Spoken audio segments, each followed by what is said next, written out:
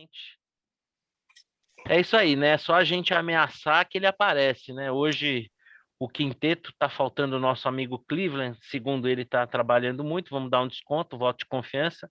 Nosso amigo Victor Loyola voltando aí depois de uma experiência sobre a qual ele irá registrar a sua passagem pela terra de Evo Morales. Tati, a nossa mais nova membro aqui conosco, meu xará, Marcelo Butman. Vamos começar. Bom, Vitor, seja bem-vindo, que bom que você está melhor, um sustinho aí, mas passou, né? Rodrigão sempre com a gente, agora com um zagueiro a gente pode avançar. Deixa eu achar aqui a nossa pauta, mas bom, xará, alguma novidade de pesquisa ou tudo na mesma? Não tem, ó, a última pesquisa que saiu, pra você ter ideia, foi agora dia 21 de junho, Poder Data, mais ou menos, aliás, saiu um post do Marcel Fleming no Papo de Boteco comentando essa última pesquisa aqui, mas nenhuma 43 a 35. Eu fiz um levantamento da pesquisa em São Paulo, deixa eu dar uma Deixa eu compartilhar. Deixa eu dar uma Pode compartilhada compartilhar. aqui. Peraí, deixa eu pegar aqui o negócio. Aliás, São Paulo que terá Tarcísio Gomes de Freitas como candidato a governador. Havia sido questionado seu domicílio eleitoral, mas não surtiu efeito. Ação diferente do que aconteceu com o Sérgio Moro, que parece que irá salvar o povo do Paraná. Aparentemente sim.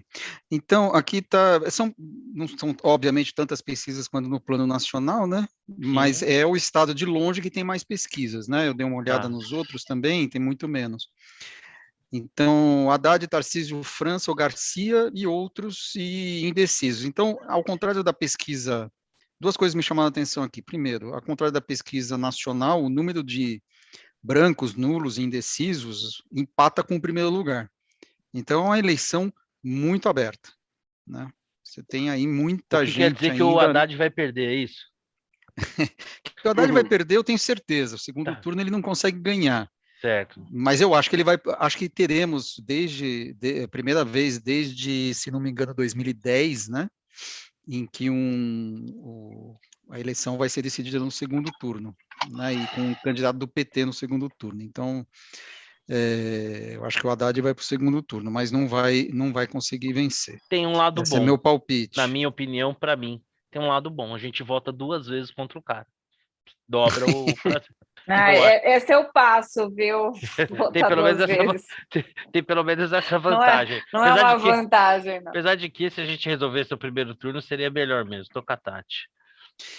E a segunda coisa que me chamou a atenção foi o crescimento. Tem o crescimento do Tarcísio também, né? Menos óbvio, mas tem o crescimento do Garcia, que eu acho que é mais. Ele partiu praticamente de 5, está chegando em 10, né?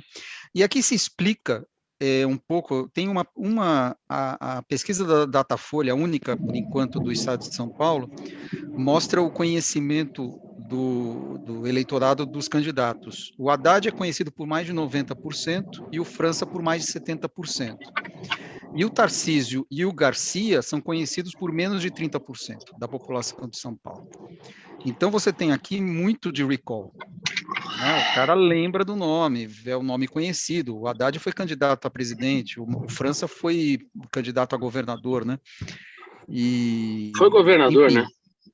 Foi governador durante alguns meses, né? É verdade. Então, que é como o Garcia, verdade. Né? Foi governador tampão. Está sendo, né? Na verdade. Mas foi candidato, então sempre candidato tem mais visibilidade, né?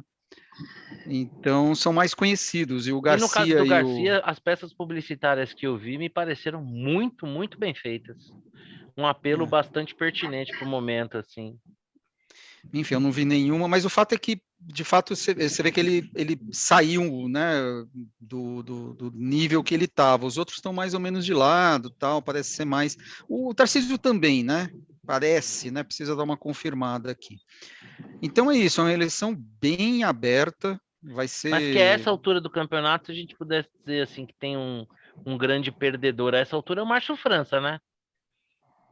Porque pela trajetória dele, por já ter sido governador, por já ter disputado um segundo turno, o Tarcísio está meio atropelando a essa altura do campeonato, né? Com muito pouco tempo. Está empatado, né? Pode ser. É que o Tarcísio tem o apoio do Bolsonaro. O Bolsonaro, em São Paulo, tem que ver aqui Deixa eu pegar aqui, como é que está o Bolsonaro em São Paulo? Ó, você vê, Ele tava, 39 e ele 35, né? É, Espontânea é 31 quase 30. empatado. Né? Então é empatado. Então, de fato, o apoio do Bolsonaro em São Paulo funciona. Né? O Tarcísio, eu acho que está montado nisso aí. E o França está solteiro nessa eleição, porque o Haddad é o cara que vai pegar os votos da esquerda, então ele fica ali meio no mata-burro, né? É difícil. E o Garcia é o atual governador, PSDB e tal. Então, o França, de fato, Tá no Eu meio acho da que quadra, eu né, acho Xará? que Tá no mata-burro, nem tá na linha de fundo e mata-burro. nem tá na rede para volear, né? Ali onde que se eu mandar, já, a bola já era. É isso aí. acho que o França, ele já não disse que não quer ser candidato ao Senado, né? Mas vai acabar sendo forçado a isso. É o que o PT quer, que ele seja candidato ao Senado. Isso. Eu acho que ele Para a contragosto vai garantir a ida sair, do porque Haddad para o segundo turno. ele deve desidratar, né, com o tempo. Porque ele sendo muito conhecido e estando com 17, o potencial de crescimento dele é menor. Então, assim, a chance dele perder voto para os demais aumenta, né? Eu acho que ele deve cair e ele caindo vai ser convencido a desistir da candidatura. Você acha que ele vai Celso Russommanar? Celso vai. Na verdade não, porque ele não saiu nunca em primeiro disparado. Nunca chegou a ser líder. Vocês acham bom que ele desista ou não? Bom para quem? Para nós. Então, bom para nós, no sentido de tirar, talvez fortalece o Haddad. Tem chance o Haddad se fortalece ou não, para a gente eu acho que tanto faz, porque para mim o posto do Haddad no segundo turno está dado, com ou sem o França. A única coisa ruim para nós seria um segundo turno entre o Haddad e o França, né? Sim. Então é bom que o França eu acho difícil, mesmo. né? Bem difícil, né? Mas eu acho que o eleitor do França é petista? É esquerdista? Eu ia falar exatamente isso, Rodrigão. Olha, é claro para mim que é. Também acho que não é. Não é o petista. Não, por que ele vai para Haddad, cara? Não acho que ele vai para Haddad. Ele vai, porque é o PSB, né? Não, ele, França, será candidato ao Senado, por exemplo, numa chapa com Haddad. Não quer dizer que os eleitores deles vão, né? Eu acho que tem muito eleitor do França pode migrar para Rodrigo Garcia e até mesmo... eu acho que o eleitor do França, ele dispersa. Ele dispersa, concordo com você. Exato. Por isso é que o Haddad não ganha no segundo turno. Exatamente por isso. Não é um eleitor né? A gente teve um consenso, gente. Olha que bonitinho. Vamos comemorar? A gente teve um consenso, né? Lindo isso, né? Não é muito comum acontecer, né? Pô, tivemos um consenso. Olha aí, tá vendo, Brasil? A gente pode chegar lá. Todo mundo acha que o Haddad vai para o segundo turno. Eu sou bem honesto. Eu não tenho essa convicção, vamos dizer assim, né? Por quê? Cara, foi o pior prefeito que essa cidade já teve. As pessoas vão lembrar disso durante a campanha. Foi um péssimo ministro da Educação. E quem é pobre sabe que os efeitos disso para os seus filhos. Isso vai ser lembrado na campanha. Ele vai desidratar esse Haddad. Mas ele é o poste do Lula, e o Lula está forte. Eu acho, Rodrigo, que o eleitor tem memória curta, sabe? Não tem, mas por que serve a campanha? Para lembrar essas coisas, né? Mas você veja... Sabe o que acontece? O Haddad, a esquerda tem 30% em São Paulo. Ponto. E os votos da esquerda vão... Se o Boulos tivesse no coisa... Tanto que a grande vitória do Lula foi ter convencido o Boulos a pular fora, a ser candidato a deputado federal. E vai ser um inferno, né, no Congresso. Ele vai puxar um monte de voto. Então, essa foi a grande vitória do Lula. Ele vai dirigir a pauta do Supremo caso o Bolsonaro seja eleito. É ele que vai judicializar tudo. Então, esse é o ponto, porque se tivesse o Boulos, aí eu concordo, talvez tivesse uma canibalização ali, mas o Haddad é o único cara, eu acho que esse ponto que você levantou é verdadeiro, né? O França não é o cara de esquerda, o eleitor do França, né? Não é um cara de esquerda, é o único cara de esquerda. Então vai tudo voto de esquerda, tem uns 30%, vão para o cara. Então esse cara está no segundo turno. Tipo, o Márcio França seria um Ciro paulista disfarçado, né? E vai Ciro ter mais segundo light, turno, né?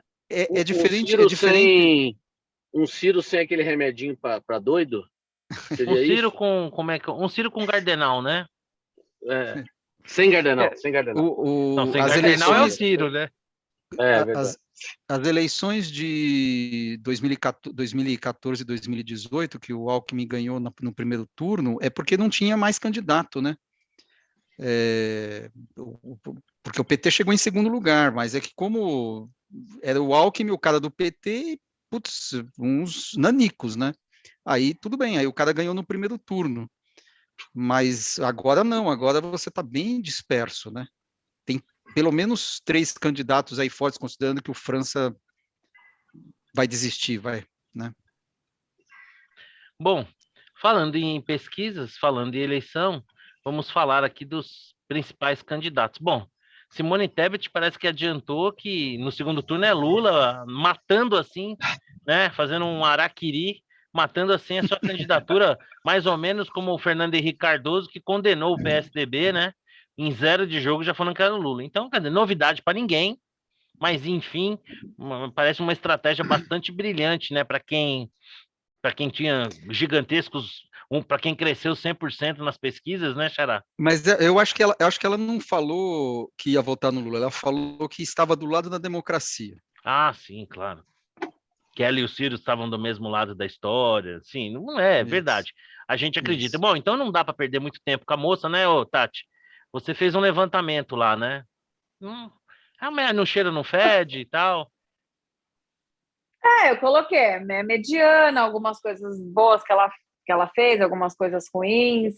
Acho que foi um baita tiro no pé essa declaração dela. Ela podia, no mínimo, se declarar neutra, sabe? Não voto em ninguém no segundo turno, não estou pensando nisso, sai pela tangente. E ela deu essa declaração que ela não falou explicitamente, mas ficou meio claro que apoia o Lula, e aí morreu para todo mundo.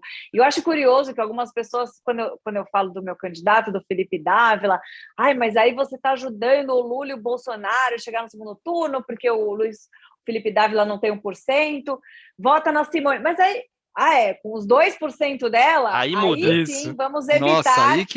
Nossa, vamos mudou mudar tudo, todo né? o jogo com os 2% da Simone Tebet ou do Rodrigo Garcia. Eu vou, no dia que tiver 15%, eu vou começar a pensar.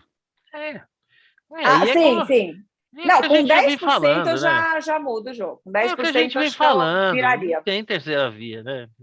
Não tem. Assim, não tem espaço político e não tem candidato, né, que tivesse um carisma. Porque assim, a gente pode falar o que a gente quiser, mas não dá para discutir que o Bolsonaro e o Lula conseguem falar com parcelas relevantes do eleitorado, coisa que outros candidatos não se mostraram capazes, né? O Moro, carisma zero, o Dória mais ainda, o fofinho lá do Eduardo Leite, muito menos. Então, assim, não tem uma figura, né? Talvez o Ciro, mas é um cara que está do centro bem para a esquerda, então ele também não consegue capturar esse voto insatisfeito com os extremos. Então é isso aí mesmo, esquece, terceira via já era.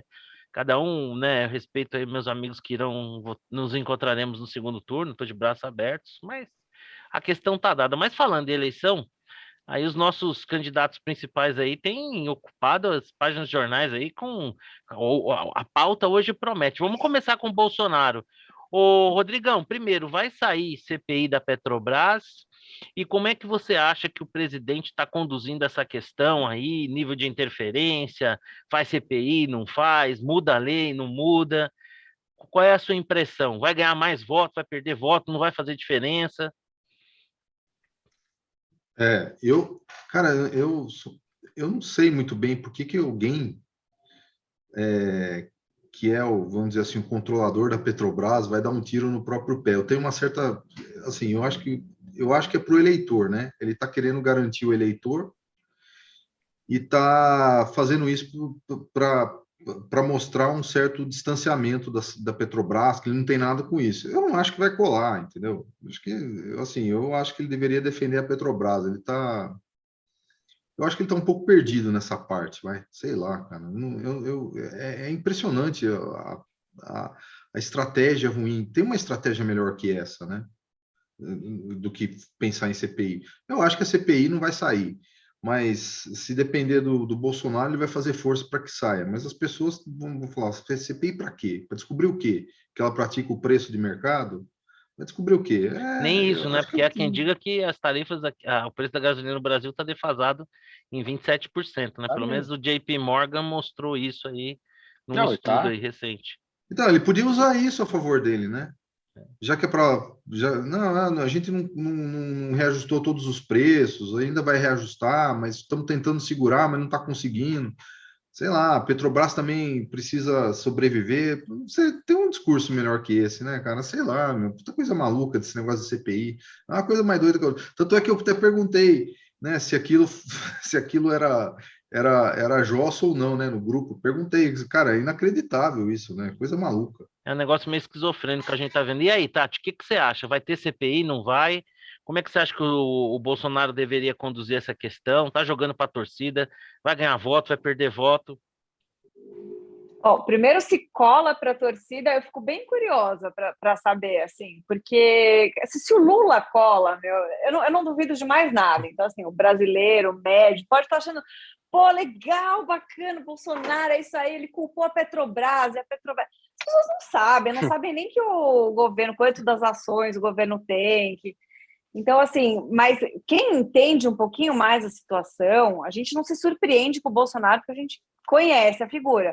Mas é patético demais, gente. Assim, é um show de horror. É você pegar a sua empresa e falar assim, pô, vamos destruir isso aqui, que está gerando muito valor, e vamos dar um jeito assim, de destruir a reputação, a confiança do mercado nessa empresa. A Petrobras gerou, só de imposto no passado, 200 bilhões para os cofres públicos. É uma empresa que está enchendo o caixa do Brasil. Esse ano só foram 40 bilhões de distribuição de dividendos. Então, Tati, não fica esse dinheiro, elogiando sim, é o tanto. dinheiro do governo. Não fica Não, elogiando tá muito, indo que aí o bem. pessoal vai falar que não é para privatizar, Tati. Não elogia tanto. Elogia, mas nem muito. Não, mas se privatizar, mas peraí, tá, gerou 200 bilhões, isso aí é de imposto, isso aí privatizado ou não privatizado, vai para o governo. Quanto mais empresas lucrarem, forem super bem, crescerem, não deixa de pagar imposto. Caso da Vale, né? Então, o caso da Vale, é isso que as pessoas precisam entender, né? Privatizando, fazendo a empresa crescer e bem, tem esse lado colateral bom também para a sociedade. Enfim, é patético, mas não espanta. Não me espanta. No bolão da CPI, sai CPI ou não sai? Espero que não, acho que não. Too much, né? Já teve aquele circo todo com o Bolsonaro, da Covid. Mais uma CPI agora. Ô, Xará, no xadrez 8D, né? Aliás, ótimo artigo, viu, do Gutermann, muito bom que ele escreveu sobre isso. Mas Marcelo Gutermann escrever bem é quase que um pleonasmo, porque realmente Xará, por isso que eu chamo ele de Marcelo Butcherman, que ele destrincha as coisas. Ô, Xará, no xadrez 4D, há quem diga que convocar uma CPI da Petrobras seria relembrar todo o desmando que foi feito na companhia e que isso, de certa maneira, atingiria o Lula, né? Eu, particularmente, acho que essa teoria demanda um certo contorcionismo. Primeiro, você acha que sai a CPI? Acha que haveria esse efeito, esse objetivo ou esse efeito colateral de mostrar as vísceras aí da ingerência petista na companhia? E, Xará, esperar estadista no Brasil. A gente já teve estadista no Brasil, Xará? Fala para mim. Não, eu não estou esperando. Eu fiz uma constatação. A gente não Tá. tem estadista no Brasil. Tanto que eu começo com a história do jeitinho, né? Quer dizer, a gente nunca teve, não é um... Né? Não por é isso que estamos nessa situação. Isso, o Brasil não é... de Margaret Thatcher está em outra situação. Se a gente o Brasil não é desculpa interromper. Exatamente. O Brasil não é um acidente de percurso, é uma obra... A gente se dedica, né? A gente se dedica fortemente Eu tenho um amigo meu ao resultado. Tem um amigo meu que diz que o Brasil sobrevive porque a gente dorme em média de 6 a 8 horas, é a hora que o país respira. Porque enquanto a gente está acordado... Então, bom, a CPI não vai sair, nós estamos em junho, quase julho, a campanha começa em agosto, não existe isso, né? Não vai ter CPI, esquece. Só para, enfim, falar jogar para a torcida. O ponto é o seguinte: essa tática, até concordando aí com o que o Rodrigo falou, é um troço tão tosco, porque assim, ele tem vários instrumentos na mão. Atacar a Petrobras é só um deles, e não precisava usar. É assim, inclusive ele está perdendo uma oportunidade de ouro. Ele não precisa de uma CPI para isso. Ele está perdendo uma oportunidade de ouro para se contrapor ao PT. Fala assim, eu não sou o cara que vai quebrar a Petrobras como o PT quebrou. Vamos lembrar, Dilma congelou e quebrou a Petrobras, a nossa Petrobras e tal. Ele está perdendo essa oportunidade. Mas seria tão mais inteligente, né? Claro, mas aí é eu pedir só não demais. sei qual é o efeito E que tem no grande eleitorado, mas que faz todo sentido. E eu estou fazendo aqui, do lado do governo, eu vou fazer um Vale Gás, eu vou fazer um voucher para os caminhoneiros, eu estou baixando o ICMS, estamos passando aqui o ICMS, eu estou fazendo tudo o que é possível do governo sem precisar quebrar a Petrobras como o PT quebrou. Ponto. Caramba, por que eu preciso atacar a empresa? Cara, não faz o mínimo sentido. É muito simples, é até simples, né? Assim, é só sentar lá e falar o que eu vou falar aqui para resolver o problema. Não é tão difícil assim de imaginar cenários alternativos. Pois sei lá, uma coisa. E assim, a impressão que eu tenho é que esse tema ganhou vários decibéis acima porque o Bolsonaro repercute. Se ele falasse menos sobre o tema, eu acho que a coisa teria muito menos decibéis. Que a sabedoria popular diz que a gente não deve mexer, né? Que se mexe mais, né? Fede. Quanto mais mexe, mais fede. Ô, Vitão, você concorda aí com o Xará que não vai ter CPI mesmo e que haviam outras alternativas aí para se lidar com isso? Concordo, não deve haver, mas eu acho que a ressonância dessa conversa fiada, que é uma ideia de jirico, né? Ela é negativa, porque a consequência disso é temos que controlar a Petrobras, deixar a Petrobras solta dar nisso. Ela vai contra aquela ideia de privatização. Ela meio que corrobora com a ideia de que deve haver mais controle sobre a Petrobras, ou seja, uma Petrobras mais na mão do Estado. Essa é a consequência desse discurso tosco. Então, isso é extremamente irritante, né? E sem dizer que não faz nenhum sentido o governo indicar a CPI para verificar uma empresa controlada pelo próprio governo. Uma coisa de maluco. Mas... eu tenho a minha impressão, assim, existem duas perspectivas desse negócio. A perspectiva econômica, que não tem o que o governo fazer, né? Legislação, tanto o Estatuto da empresa com ação cotada no exterior, não pode, tem limitações. Último, né? Aliás, o ministro, basta ver o que aconteceu na Lava Jato, basta acontecer o que aconteceu na Lava Jato, que a empresa foi penalizada, teve que pagar multa. Aliás, o ministro Saxida até comentou isso, né? O governo não tem muito o que fazer.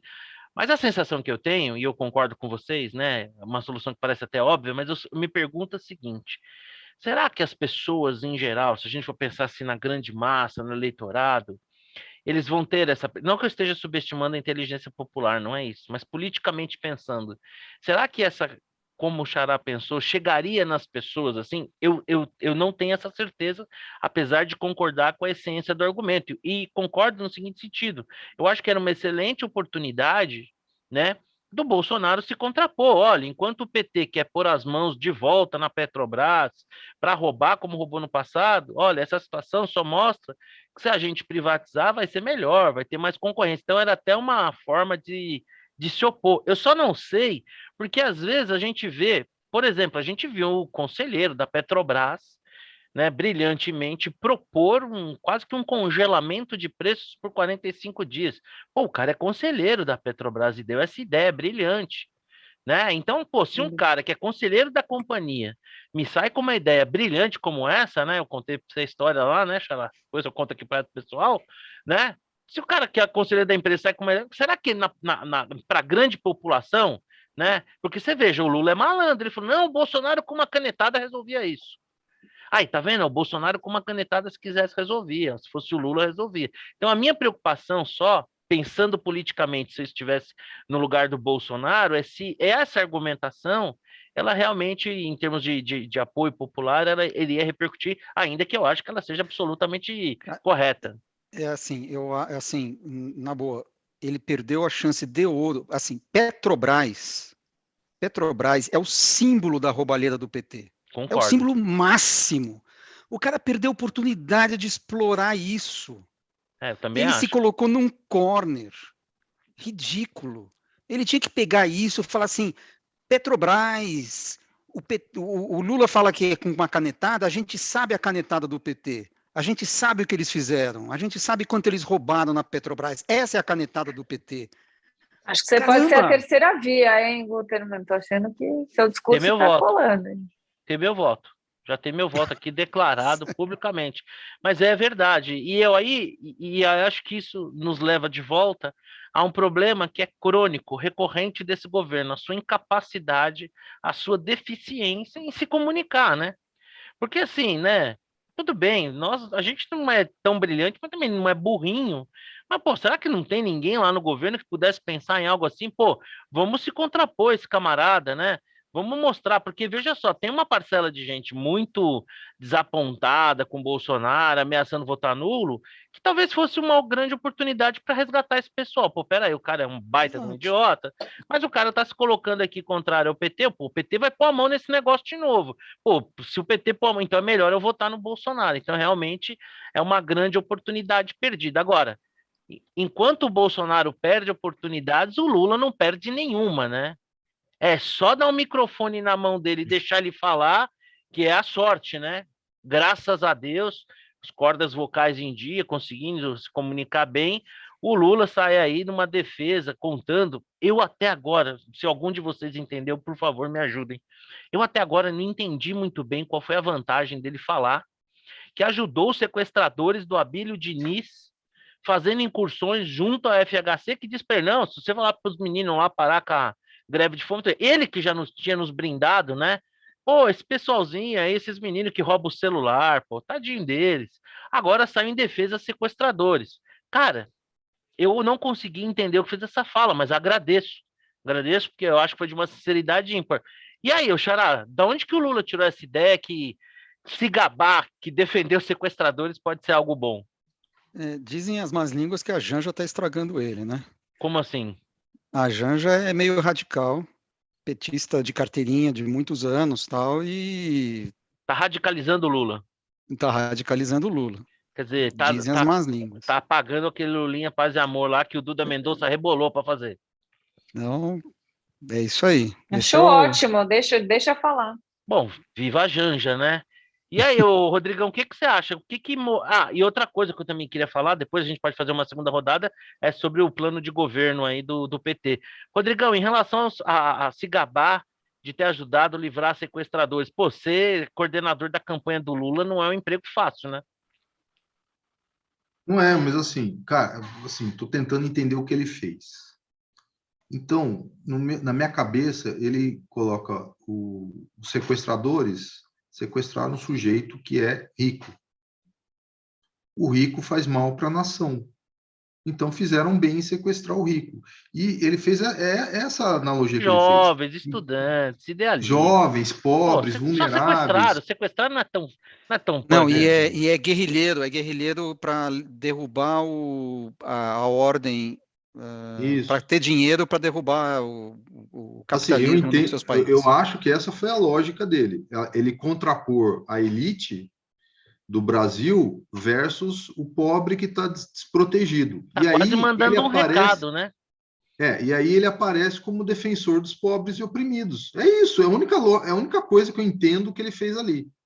Agora, a lógica é, os caras sequestraram por uma boa causa para defender os pobres, logo vamos defender os sequestradores e que se dane o capitalista malvadão lá que foi sequestrado. Isso, exatamente. É isso que eu estou entendendo. Agora, assim, moralmente, cara, é se revelar, né? Ele está se revelando que ele sempre foi, né? Ele é meio sociopata, sei lá. Mas, assim, não está nem aí para as questões de uma sociedade civilizada. Ele está preocupado com o plano de poder dele. Isso daí está muito evidente, e me espanta que haja ainda apoiadores para esse sujeito. Mas, Eu enfim. sempre acreditei que para o PT a democracia foi apenas um meio. O PT nunca foi democrático, o seu DNA não é democrático, é formado por gente terrorista, sequestrador, e aí a fala do Lula vai em linha com isso. Tati, você aí, se fosse a coordenadora de campanha do Lula, teria cobrado quantas horas extras para ficar pensando numa fórmula de limpar esta deslize, para não falar outra coisa? Acho que eu pedi a demissão, mas eu realmente não consigo me ver nessa posição, então eu não consigo nem responder a pergunta de se eu fosse coordenadora de campanha do Lula. Mas onde que está a Assim, acho censura do que Lula, né? ele Incrível a falta de censura dele. provavelmente, eu acho que provavelmente ele falou ali, talvez agradou uns 5% do eleitorado dele, que falou, nossa, esse é o cara, a gente ajudou a soltar os sequestradores. O resto, sei lá, fingiu que não ouviu, e uma parcela assim que está ali no meio, sabe, está dentro dessas pesquisas de 40 e tantos por cento.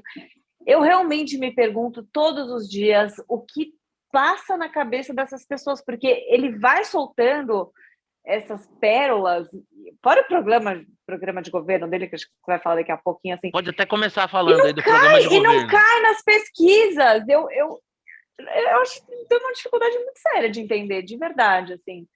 O programa de governo... Putz, a gente viu aquele da semana passada, ou retrasada, né, que vazou. E a sensação, quando aquilo vazou, eu falei, nossa, vazou um negócio meio errado, né? Os caras deviam Eles falar vão arrumar, né? Vou arrumar, vamos dar uma revisada, vamos dar uma mesizada, isso aqui vai espantar o mercado e tal. E aí, quando sai o oficial, sai uma versão pior ainda, mais radicalizada ainda, mais manual bolchevique, e eles soltam, assim, né, na maior, incluíram até a questão da revogação da reforma previdenciária, quer dizer,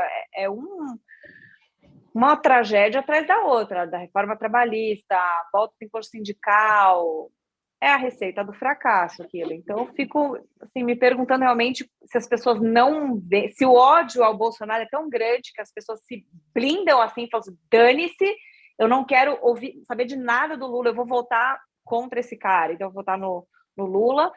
Me parece que é mais isso, é um ódio assim, absurdo a Bolsonaro.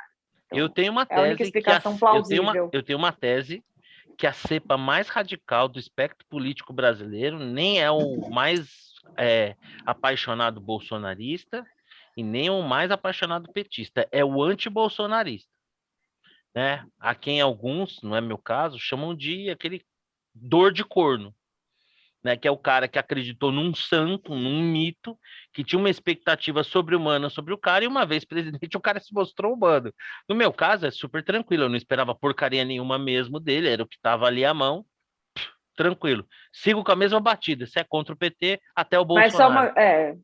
Mas a gente tem que reconhecer, para o cara cavar um ódio tão grande, a gente não dá para tirar a responsabilidade dele nisso. Não é eu não tiro a responsabilidade dele. Que odeia o Bolsonaro do nada. Eu não tiro a responsabilidade. Eu não tiro a responsabilidade dele, não, porque se essas pessoas se decepcionaram, é porque, primeiro, ele permitiu que elas alimentassem uma expectativa sobre ele e depois ele não arcou com essa expectativa. Ainda que eu ache uma tremenda ingenuidade, pelo menos para gente assim, da minha idade para cima, ter certas expectativas com o político. Ô, Vitão, você conseguiu entender aí essa fala do Lula em relação ao sequestrador e se gabar? Qual que é a ideia? É perder voto? É fazer eu ganhar a aposta? A ideia é essa. Pô, fiquei sabendo que tem um gordinho lá que vai perder a aposta. Deixa eu ajudar ele. A aposta eu já ganhei. Já ganhei. Olha, já ganhei. Já falei para você, cuidado com a Nossa Senhora de São Printe. Pode ser que tenha o sobrenatural de Almeida, mas isso aqui fica gravado, hein? Não, pode gravar. Eu quero saber aonde. Eu tô. Mas o onde a gente vai decidir ainda. Tá. Mas eu acho que o Lula. Esse é o Lula verdadeiro. Ele tá tão confiante que ele não tem filtro. É o salto alto que o Xará fala, todas as bobagens que vem na telha e deixa para lá, não vai acontecer nada. Eu só acho que, assim, se você avaliar, não começou a campanha para valer, então acho que essas notícias ainda são frias, aparecem nos portais, etc., mas elas não chegam no grosso da população. A campanha não começou, né? Então, eu acho que esse tipo de... Ela está no WhatsApp, está no Facebook, etc., mas ela não está no dia a dia ainda das pessoas. Esse tipo de bobagem dita no calor da campanha pode custar votos a ele, não tenho a menor dúvida.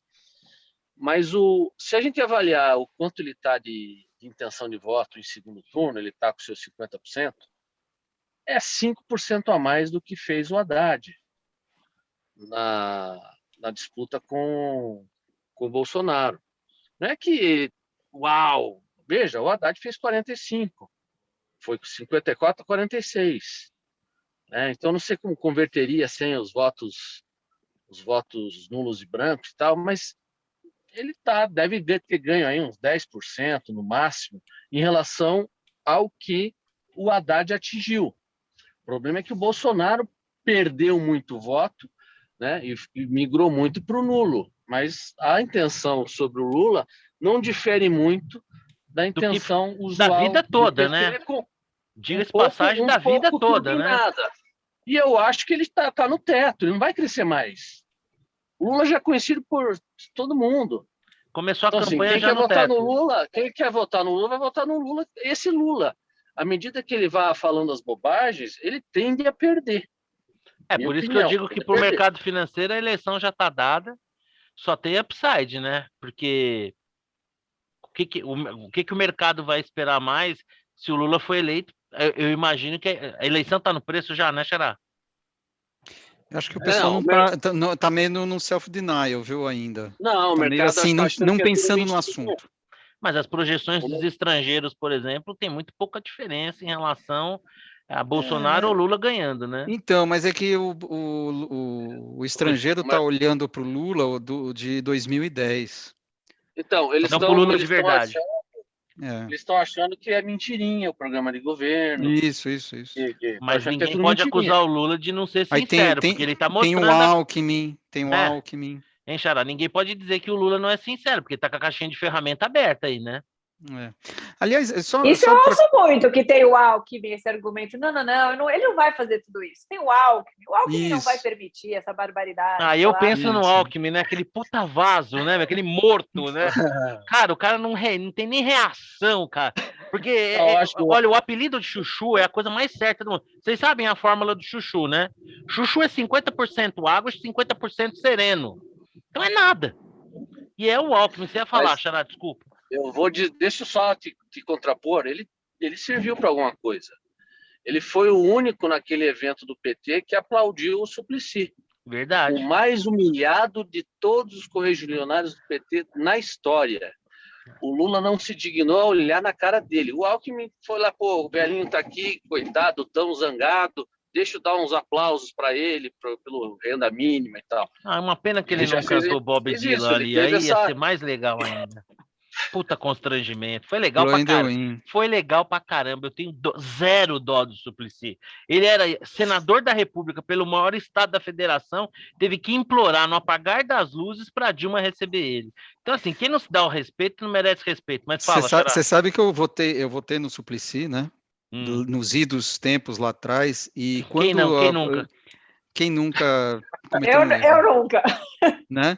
Enfim, não, aí eu escrevi para ele do evento do Cesare Battisti, porque ele foi um cara muito ativo, defendeu pra cacete, né? Que nem defendeu os sequestradores, né? E muito aí ativo. Eu escrevi para ele, sendo, né, eleitor, né, me sentindo no direito de escrever para ele, e me respondeu, dizendo que tentando justificar, né, que na verdade ele não tinha sido julgado, o julgamento na Itália tinha sido injusto, e aquela papagaiada toda que o pessoal tal. Aí eu dei a tréplica. Falei, como assim? O sistema judicial italiano é democracia, não tem... Como é que você fala um negócio desse, né? Não teve mais resposta. Então não teve a não, tréplica. Eu falei para o Suplicy, numa final de São Silvestre, podem acreditar, eu já corri algumas, parece que não, mas existem registros que provam isso, medalhas e fotos. Numa final de São Silvestre, eu estou indo ali para pegar a medalha de participante. Quem está do meu lado, acho que eu já contei essa história aqui, o senador Suplicy. Falei, senador, E aí, quando é que o senhor vai, né? O senhor me parece ser um homem sério, correto. Quando é que o senhor vai fazer como, por exemplo, a Luísa Helena, né? E sair do partido, ainda que eu possa não concordar com as ideias, né? Mas, pô, o senhor tá. O PT, daquele PT que foi fundado, só tem a sigla, uma quadrilha, né? Não, eu quero continuar no partido para tentar mudar o partido por dentro e tal. Eu falei, pelo amor de Deus, senador, né? Eu que já um dia, assim como meu xará, né? Votei nele, falei, olha, eu que um dia já fui seu eleitor, jamais lhe darei novamente um voto enquanto o senhor fizer parte dessa quadrilha, enquanto o seu nome estiver associado a essa quadrilha. Não, mas eu vou tentar mudar o partido dele. Até, assim, eu sinto um pouco de dó do Suplicy, só que passa. É 2 minutos assim, mas já passa. Dá aquela dosinha quando eu vi aquela cena ridícula dele, mas eu penso, meu, o cara que se coloca nesse papel, né, não merece ser respeitado mesmo. Então é isso. Bom, fala, Xará, você ia falar alguma coisa. Não, eu ia só complementar o negócio da fala do Lula, colocando no contexto, né? Porque a fala veio no contexto de elogio ao Renan Calheiros, que estava lá. Renan Calheiros era o ministro da Justiça Grande feito do Fernando do Henrique Cardoso, FHC, né? né? Na época do Nosso príncipe, né? sequestro, Nosso, enfim, dessa nosso rei, né, libertação na e tal. verdade. Então foi na verdade um elogio à abertura do então A ministro da Justiça, interlocução do nosso ministro da Justiça na ocasião, Renan Calheiros, o que impoluto só Renan. piora a situação, a coisa fica pior ainda, É né? Um toda vez negócio que alguém me fala assim. que o Fernando Henrique é estadista, eu lembro que o ministro da Justiça dele foi o Renan Calheiros. Aí cria aquele certo desconforto, né? Aquela. Tinha esquecido e tal. Mas Porque... era na época que ele era honesto. Entendi. Perfeito, Hum. muito bem. Aham. Bom, e é o seguinte, né? Hoje nós tivemos uma notícia bomba aí, né? Falando em honestidade, será honesto ou não? O MEC é o seguinte: quando o Bolsonaro foi eleito, alguém foi lá e enterrou um sapo ali na frente do MEC e amaldiçoou o lugar. Fez um trabalho lá, alguém chutou lá alguma coisa que, meu, agora o ex-ministro aí, Ribeiro, foi preso hoje aí numa operação da Polícia Federal. Xará, isso vai tirar muito voto do Bolsonaro, não vai fazer cosquinha, isso mostra que a PF não está aparelhada e segue independente, prendendo um ex-ministro Bolsonaro. O Bolsonaro fez bem em tirar ele do ministério. É bom ou é ruim para o Bolsonaro? Putz, na margem eu acho ruim, mas é bem na margem, não sei, eu não. Vamos ver os desdobramentos, né? É Ver se tem cedo, mais né? gente envolvida, né? Eu acho que está meio cedo, é notícia de hoje, né? Amanhã o cara é solto, mas fica uma mancha. É aquela coisa, quem acredita que ele é santo vai continuar acreditando, quem acha. Porque já tem a questão das rachadinhas, né? Já colou nele. Então, não sei se tem gente que. Nossa, descobri agora que o Bolsonaro tem gente que roubava também, né? Putz, sinceramente, não sei se ainda resta gente no país com essa visão. Acho que é meio marginal. E você, Tati? O Bolsonaro não aparelhou a Polícia Federal ao ponto de que um ex-ministro seu tenha sido preso, e isso é bom? Ou um ex-ministro do Bolsonaro estava roubando ali debaixo das barbas dele e isso é ruim? Acho que segurar uma bucha dessa teria que ter um aparelhamento muito grande aí. Então, não acho que um presidente, bom, sei lá, deve conseguir, mas é difícil aparelhar esse ponto de conter todos qualquer escândalo de corrupção que apareça. Nesse caso, assim, para mim, a avaliação é muito mais ruim que bom para o Bolsonaro. Não consigo ver muito como coisa boa, a não ser para ela muito já, 8D. assim, muito bolsonarista. Qualquer coisa que acontecer, eles vão achar que, sei lá, é uma vítima dos petistas, do comunismo, sei lá o quê. Mas o áudio dele, né? Assim, não sei se vocês chegaram a ouvir, mas pega muito mal, porque ele virou e falou: você tem que ter a verba da educação, tem que distribuir para os municípios, mas tem que dar uma prioridade para o pastor Gilmar, né? Tem que atender todos os amigos do pastor Gilmar, e aí o pastor Gilmar vai lá e começa a distribuir propina, né, receber propina para distribuir essa verba. Eu não vejo como isso pode ser positivo em qualquer circunstância. Vamos ver o que vai dar isso aí agora. E aí, Rodrigão? Gente do céu. É ruim, né?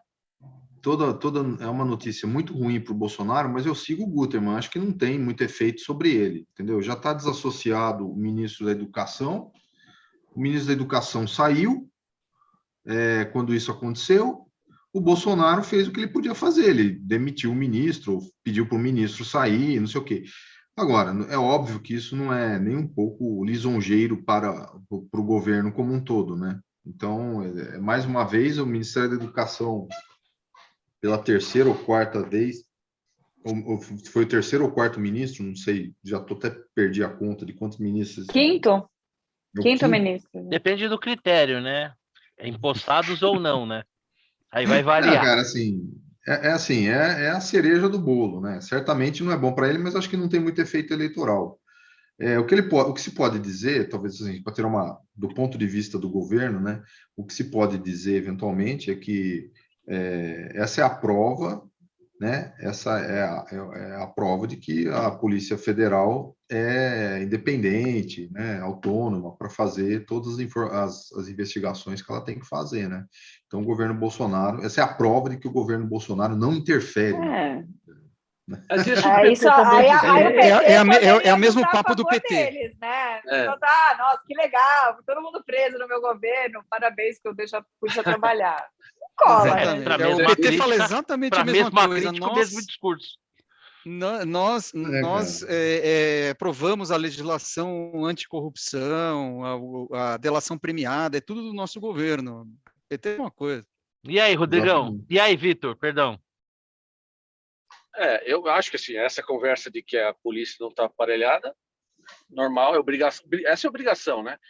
E a conversa é a conversa do PT também na época da Dilma. A polícia cansou de prender petistas, né? Então, ok.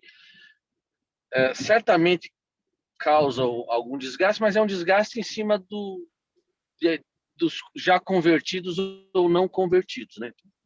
Para quem já estava convertido vai dizer que, olha aí, ele está corrupto, mesmo que não tenha prova, não tenha nada, né? Eu acho engraçado as pessoas que falam isso, clamam que o Lula foi condenado sem provas, aí o cara tem uma preventiva que nem se sabe nada, ele já virou corrupto, mas o Lula, depois de 10 juízes e tal, e ter sido ter tido processo anulado por uma filigrama, mas ele não teve provas. Então, eu acho engraçado a diferença de ponderações. Mas já saiu do governo, como disse o Rodrigo, então é ruim. Mas não acho que... E nem acho que o governo tenha que perder muito tempo em se defender. O potinho lá que a gente deve deixar secar, né? Não enfiar espátula e ficar mexendo, né? É esse tipo de potinho. Ó, da minha parte, eu começo aqui pelo final do comentário do Vitor. Para mim tem uma parte cômica desse acontecimento, que é você ver, por exemplo, o Humberto Costa, né? Lá nas redes sociais dele, dando escândalo. Aí, tá vendo? Esse é o governo que não diz que tem corrupção. Fala, cara, se esse cara, quando fizer um show de stand-up e comprar ingresso, eu pago, porque é um baita de um artista, né, cara? Um cara que aparece na planilha de propina, né, que o presidente que ele segue foi condenado em 27 mil instâncias por 432 juízes e só está na rua, né? Segundo o próprio presidente Supremo. Meu Deus do céu, que país, cara. Porque realmente não é porque, olha, ninguém foi inocentado, é porque teve um problema lá no processo, quer dizer, é cômico essa parte. Em relação ao aparelhamento, eu acho que é aquela história, é o mesmo discurso do PT, mas é aquela história, tá sendo acusado do mesmo jeito, vai vir com a mesma desculpa. Para mim, nem era aparelhado de um jeito nem outro, a Polícia Federal é um órgão de Estado enorme, acho muito pouco provável que alguém consiga, assim, de cabo a rabo, do topo até embaixo, aparelhar, e uma das provas é essa. A meu ver, eu acho que qualquer opinião mais determinante, ela é um pouco precipitada. Obviamente que eu pelo menos não tive acesso, não li, deve ter ali talvez um embasamento, mas pelo que eu ouvi daquela gravação, aquilo ali, a meu ver, não caracterizaria nenhuma malversação. Aquilo ali é o tipo o cara dando não, eu vou resolver uns problemas aqui, aí assim que eu resolver, eu sento e converso com você. Claro que não é uma fala que caiba para um homem público, né? E ali eu vejo até uma certa ingenuidade do cara, porque assim, se o cara se permitiu ser gravado, ele é trouxa. Então tem que pagar por ser trouxa. Mas eu não vejo ali assim uma confissão de culpa. Eu vejo ali um discurso de acomodação. Eu acho que isso, para condenar uma pessoa, é pouco. Então tem que ter um processo legal aí. Agora, eu acho que assim, a partir do momento que surgiu uma dúvida se o presidente da República foi lá e afastou, a Polícia Federal, a Justiça está fazendo seu favor, eu acho que, como o Xará falou, tem que esperar um pouco mais o tempo passar. E acho que essa é a típica situação, assim, um governo que tivesse uma comunicação competente transformaria isso em algo como dizer, ó, tá vendo como a gente é diligente? Diante da suspeita, o ministro foi afastado, né? E até fazer, e a gente tem que ter cuidado com as situações precoces, porque, por exemplo, tem dois casos que eu lembro bem, não sei se você se lembra do ex-ministro da Saúde lá do Collor, o Alcine Guerra, né? Um cara que foi acusado, devastado. Um dia ele estava até passeando no parque com o filho dele lá. Os repórteres cercaram ele, ele estava com o menininho, sentou, chorei. No final das contas, não tinha nada contra o cara. Alcine Guerra.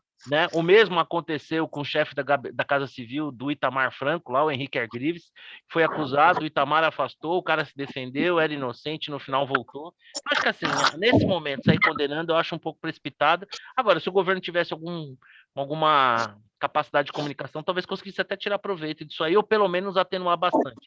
Mas se não for para fazer isso, melhor deixar lá no potinho secando, né? Do que ficar mexendo. Um outro assunto dessa semana, que aí eu acho que, será que vale a pena, cabe fazer uma regra de 3 ou não para o Brasil, foi aí, o Vitor, quem é que foi eleito lá na Colômbia? Foi ato falho aquilo, Vitor? Sou inconsciente falando? Foi falho. Foi o Perro. Porque agora eu vou confidenciar aqui, né? O Vitor ali na hora de digitar colocou Gustavo Perro, não Gustavo Petro, né?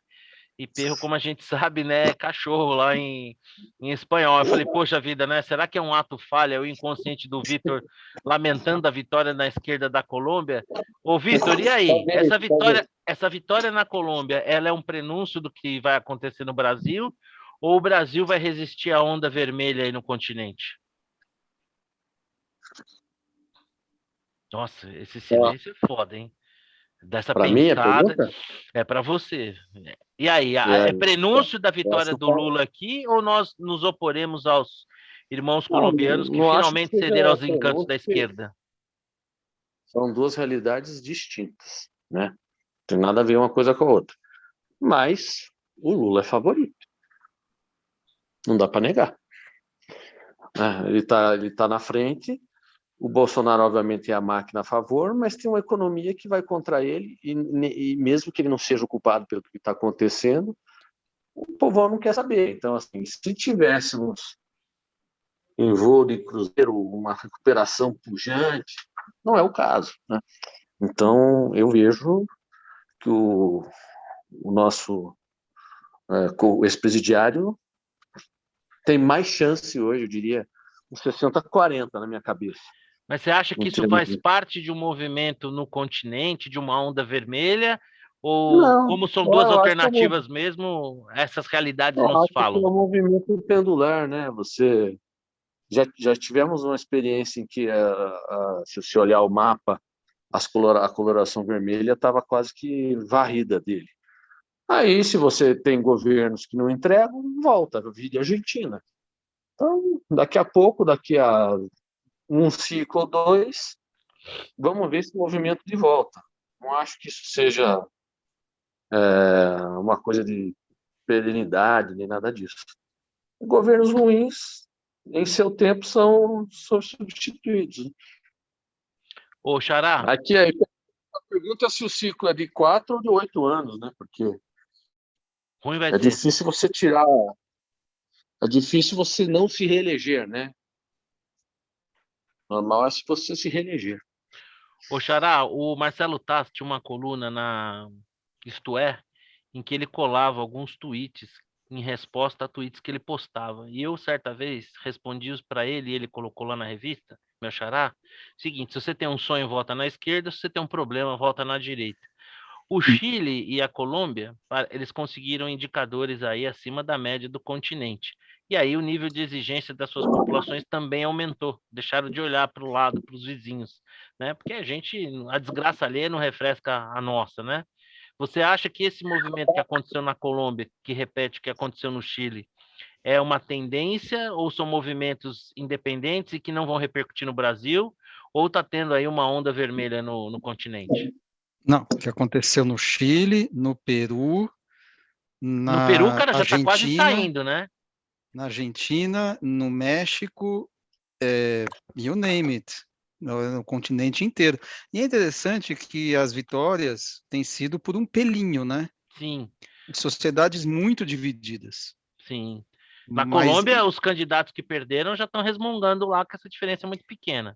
então, É choro mas de perdedor, não, né? lá até que aceitaram rápido. No Peru teve problema, né? O Sim. próprio Vargas Llosa escreveu que foi roubado.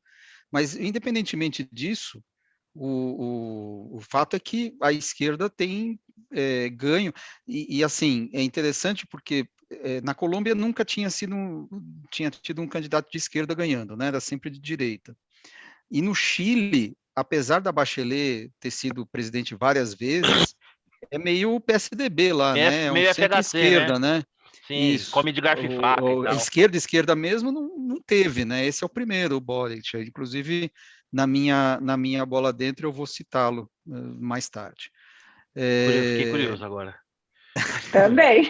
Então isso isso é uma tendência. Eu acho que é uma tendência e aqui vai se repetir. Pô, não dá para falar que no Uruguai, no Paraguai não é bem assim, que a gente aqui no Cone Sul, só a Argentina que tá nessa. Uruquê? Para o quê? Nossa, não fala isso, que vai dar problema. É politicamente incorreto, essa sua insinuação. Rodrigão, para eu não deixar a Tati por último, eu vou perguntar para ela, e aí eu passo a bola para você, que como nosso zagueiro, você isola a bola, tá bom? Tati, e aí? Essa vitória aí na Colômbia é a primeira vez que um candidato de esquerda vence lá, segue ali o que aconteceu no Chile. E repito a pergunta: é uma onda vermelha que vai chegar no Brasil ou nós vamos ser a barreira do avanço comunista na América do Sul? O florão da América irá resistir? Bom, primeiro, assim, em relação à Colômbia, apesar do presidente de esquerda ter sido eleito, o Congresso, pelo que eu vi, ele é mais aliado à direita. Então, parece que ele vai ficar meio travado lá, o que é um respiro ali para os colombianos que não estão nessa. Mas eu vejo, assim, claramente uma onda vermelha no continente vindo aí. Eu vejo esse pêndulo, como o Vitor falou, ele está hora cá, hora lá, né? Não sei, às vezes o ciclo de 4 anos, às vezes 8, às vezes 13, né? Como foi aqui, mas fica para lá e para cá. Agora o pêndulo está indo. Eu tenho até um mapa, eu não sei se vocês conseguem ver aqui. Acho que não dá, né? Não, dá tem que tirar se você tiver. tirar. Acho que ela está pelo Tudo bem. celular. Se tivesse pelo notebook, daria para compartilhar, mas esse mapa Eu aí circulou compartilhava. bastante. Né? Não, é só circulou, tirar mas enfim, vocês viram. o efeito de trás da tua Eu vou ver da se eu tua acho esse tela. mapa aqui e já. Você compartilha, Compartilha aqui.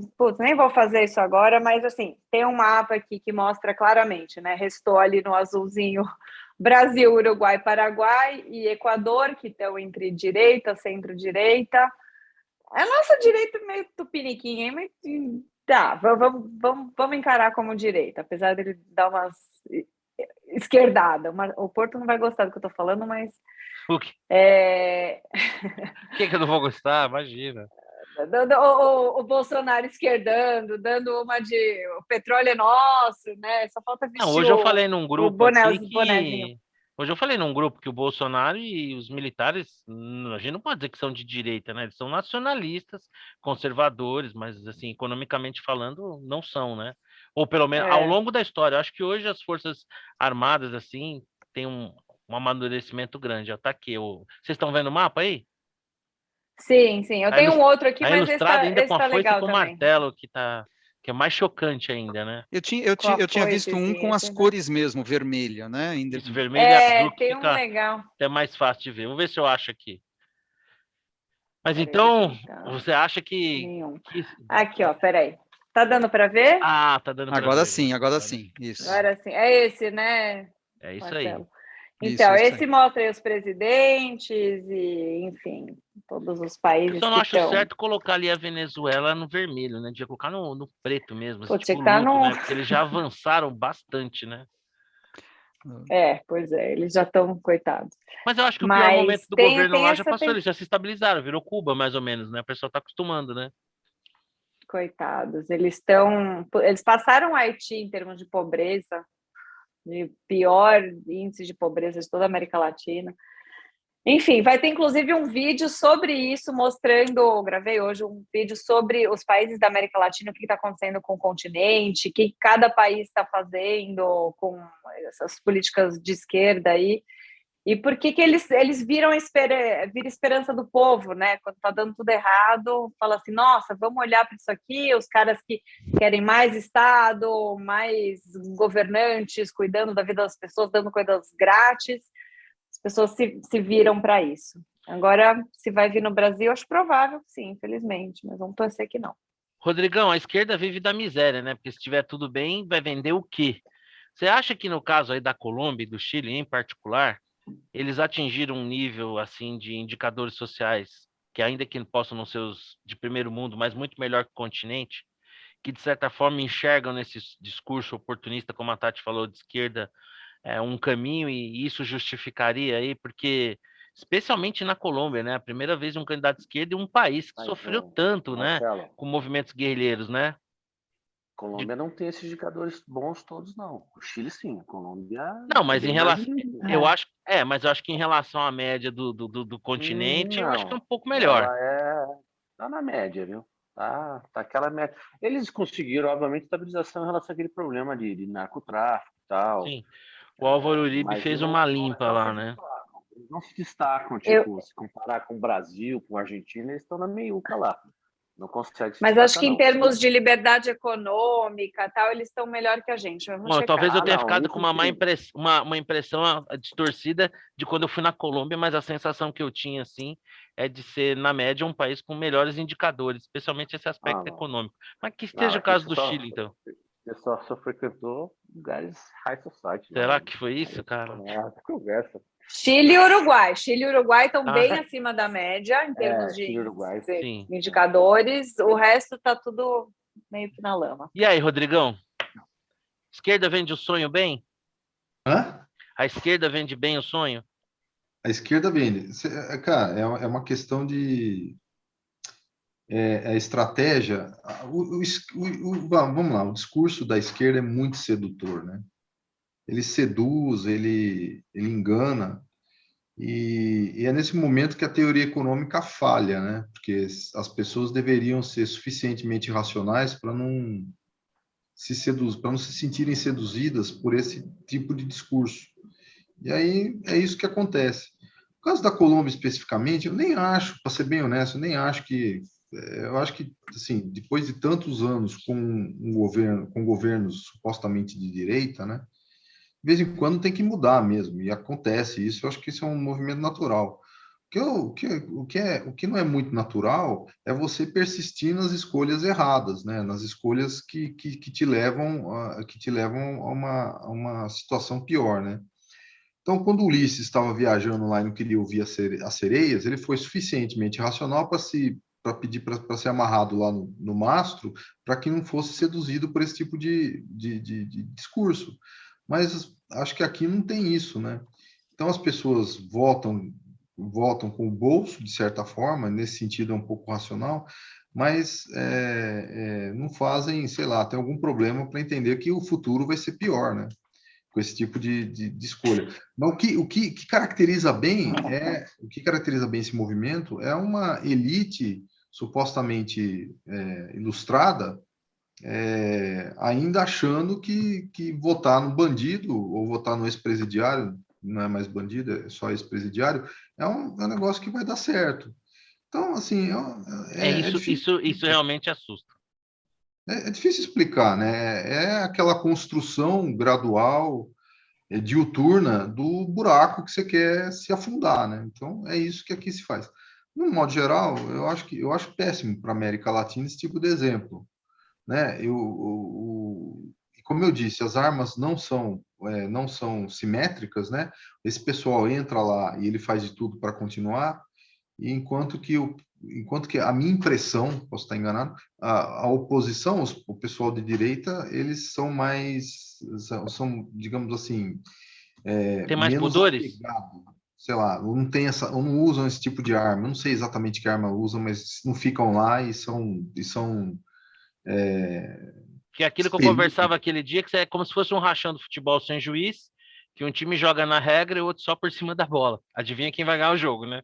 Não, é isso, cara, é isso. E assim, talvez a ideia de que você não pode sair da regra, ou que você não deve sair da regra, ela tem que ser repensada. Eu já expliquei aqui. Se você está no comércio, seu comércio está competindo com o seu vizinho sonega, qual a solução para você não falir? Entendeu? Você não tem alguém, você não tem um ente que faça a regulação daquele mercado, tá tudo errado, né? Tá tudo errado. É a mesma coisa aí na eleição. Não tem um ente que faça uma regulação, porque o discurso é sedutor e tudo mais. Então é isso, né? Então, se as pessoas não Mas o conseguem. discurso sedutor não é fake news? Agora não pode mais? Falaram agora que não pode mais mentir, ficar fazendo essas promessas. Ou só um lado que não pode fazer. Não, é só um lado, né? Só um lado. O PT tá bem, né? Tá com uma baita de uma assessoria aí. Segundo o Paulinho da Força, o Gilmar Mendes lá tá dando uma assessoria ali Eu vi, pro mas Lula. deixa eu falar, ele falou isso não quer dizer nada, né? Não sei, não. Eu acho que um ministro do Supremo Tribunal Federal, em tese, deveria manter um certo Não, mas quem disse que é comedimento. verdade que o Paulinho falou? Não, eu acho mais. Eu diria o seguinte: quem diz que é mentira, né? Porque se é verdade é o mais provável. Não, eu entendi, mas do ponto de vista do Gilmar, ele teria que falar, eu não falei isso, ele não falou. Tudo bem, eu acredito nesse aspecto, mas Nem o falou, fato nem do vai Paulinho, falar. O cara chorou com o advogado do Lula lá. Vocês já viram isso o na vida fato de vocês? o fato do Paulinho da Força dizer que falou com o ministro disse aquilo, ele disse que me disse. Eu não acredito no Paulinho da Força nem quando ele está falando a verdade.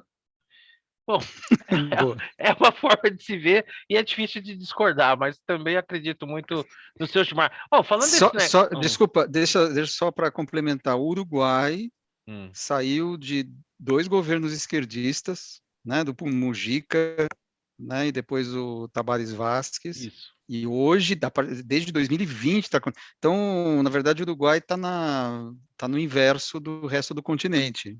Não Tá, é tá, se- que tá se antecipando. ou está atrasado, vai saber. Vai saber, né?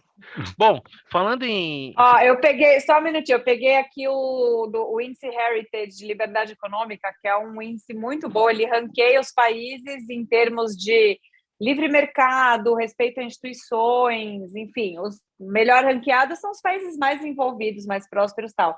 Então, só para ter uma ideia, de América Latina, tá? O Chile está super bem ali junto com Finlândia, Espera um pouquinho enfim, que já a gente vários outros resolve países, isso. German, vai cair drasticamente logo mais, mas hoje ainda, né, foi esse ano, estava em 20º lugar. A Colômbia está na posição 60, também está no mostly free, né, considerado. E o Brasil, para ter uma ideia, está na posição 133, que já é mostly unfree, praticamente não livre, acima só dos repressed, que são os repressores. E a Venezuela está em penúltimo lugar, atrás apenas de Coreia do Norte. Olha aí que dupla Então, maravilhosa. alguns dados Tá da no mute. América Latina. Como que está a Argentina? O Brasil está em 130, a Argentina está em qual? 133, boa pergunta. A Argentina 144 não está muito longe do Brasil, viu? Então, eu sou um pouco cético quando eles colocam o Brasil tão próximo da Argentina e a gente conhecendo a realidade dos dois países sabe que não é bem assim, né? Eu acho que eles, sei lá, mas enfim. Eu Não, tinha é um que pouco. uma coisa é o Vamos mal. micro, outra coisa é o macroeconômico. Porque no macroeconômico não tem dúvida, a Argentina é uma lástima. No micro eu não conheço. Às vezes os caras têm instituições que são mais ou menos parecidas com o Brasil. Não sei como é que é, sei lá. Corrupção pesa bastante. Agência reguladora. Eu tinha essa sensação assim, em relação à Colômbia, que era um pouquinho melhor que a média, mas também estamos trabalhando nisso aí. O problema é que isso aí tem que se traduzir em renda per capita. No final do dia, a renda per capita tem que subir, você tem que ter crescimento econômico. Não adianta nada você fazer toda a lição, todo o check do negócio e não crescer, né? No final do dia não resolve nada. Mas todos que fazem tão bem, Singapura, Suíça, Isso, Irlanda, Nova Zelândia, questão não de tem tempo. país bom Eu acho que a com que se Colômbia manter isso. optou por mudar antes de usufruir os benefícios. É isso aí. Exato. Bom, falando de usufruir de benefícios, o meu xará Marcelo Gutermann sempre fala que esse negócio de ESG é bonito, faz sentido, mas tudo tem a tal da variável preço. Parece que a gente está vendo isso aí agora com tudo, né? Ainda que a gente vai falar meio rapidinho disso, ESG peronomútil, né, xará? A É, Europa lá está revendo ali a sua matriz, dadas as circunstâncias, né? pois é, a Alemanha vai retomar A Itália parece que se entupindo de carvão, né? carvão, né? Ai, coisa linda.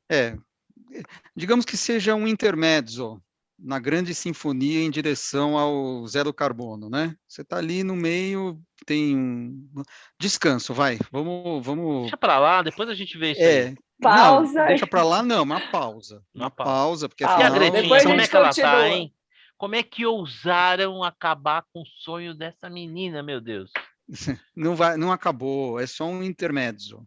Tá, É assim, é uma pausa em direção ao futuro glorioso. Vamos pausar, porque afinal você tem uma guerra, né? Não é assim. Tudo bem que o planeta, pelo que estavam dizendo, né? Se já estão atrasados, aí você ainda vai parar no posto para fazer pipi? Puta, difícil, né? Vai perder mais tempo. Mas não tem jeito, né? O cara está apertado.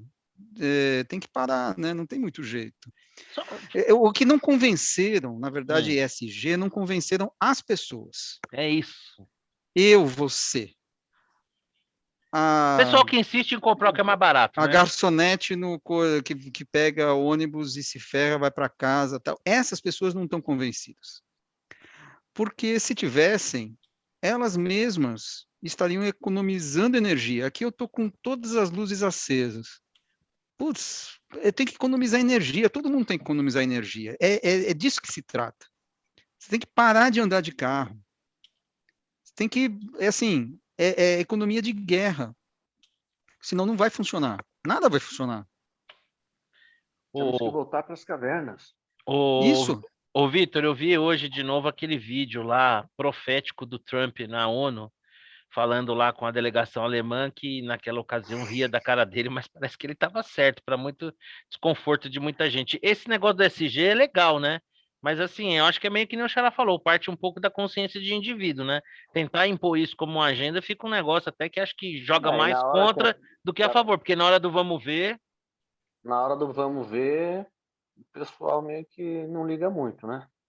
Show me the money, né? No mundo das empresas deixa eu ver se eu boto online. Ah, mas o SG tá ótimo. Mas... Como é que chama, Xará? Greenwashing, né? A gente dá aquela pinta de que é SG. Faz uns checks.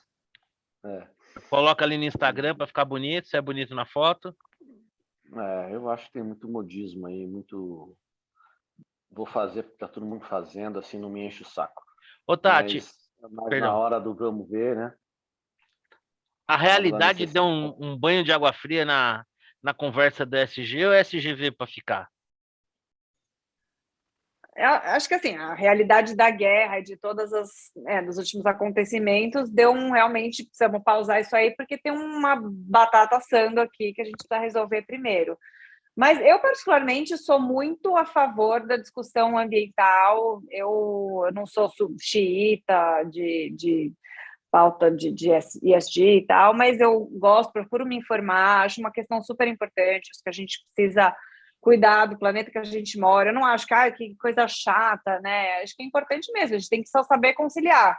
Eu sempre discuto com uma amiga minha que é super da pauta ambiental, fala assim, desde que isso não leve pessoas a passar fome no planeta, entendeu? Porque a gente deixou de usar agrotóxicos, né, e a gente não consegue mais produtividade. Então, é conciliar, né, a produtividade, né, combate à pobreza com proteção do meio ambiente. Então, eu acho, sei lá, eu não sou muito daquelas que babaquice isso aí, né? Não está no extremo nem da ecochata. Verde.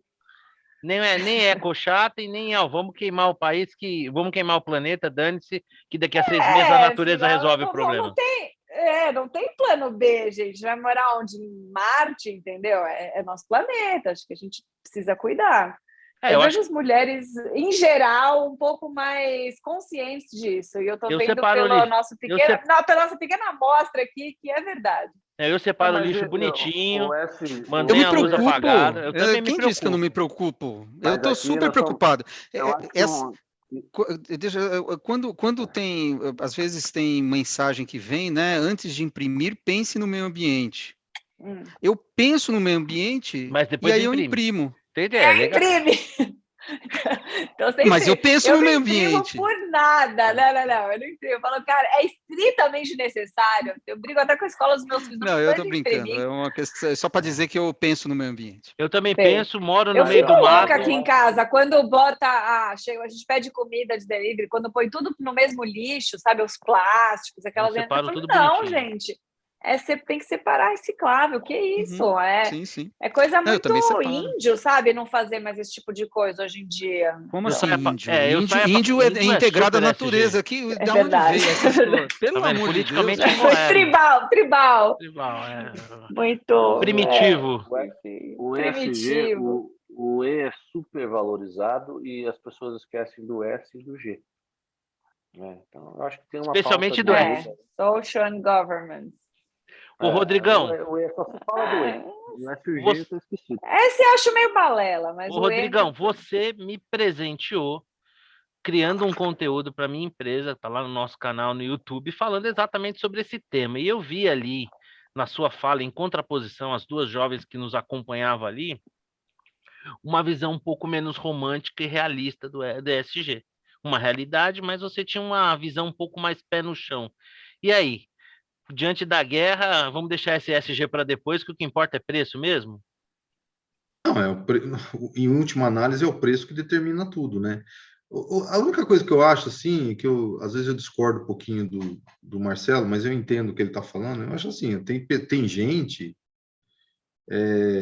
que tem preferências que não são muito, vamos dizer assim,